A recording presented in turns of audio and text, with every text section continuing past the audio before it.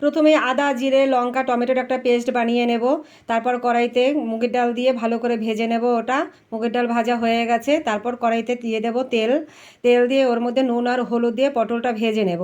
পটলটা ভাজা হয়ে গেছে, এরপর কড়াইতে দিয়ে দেব ফোড়ন। ফোড়নে দেব জিরা, তেজপাতা, শুকনো লঙ্কা দিয়ে একটু নাড়াচাড়া করে ওই পেস্টটা দিয়ে দেবো, যে পেস্টটা করেছিলাম, দিয়ে একটু নাড়াচাড়া করে তার মধ্যে দিয়ে দেবো হলুদ গুঁড়ো, তারপর দেবো নুন, আর দেবো জিরে আর ধনিয়ার গুঁড়ো।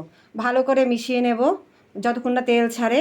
তার মধ্যে দিয়ে দেবো ভেজে রাখা ডালটা, ধুয়ে নিয়েছিলাম আগে থেকেই। হয়ে গেলে পরে ওর মধ্যে দিয়ে দেবো পটলটা। পটলটা দিয়ে একটু ভালো মতো কষিয়ে নিয়ে তার মধ্যে দিয়ে দেবো দুধ। দুধ দেওয়া হয়ে গেলে ভালো মতো নাড়াচাড়া করে সেটা মিশিয়ে নিয়ে তার মধ্যে দিয়ে দেবো পরিমাণ মতো জল।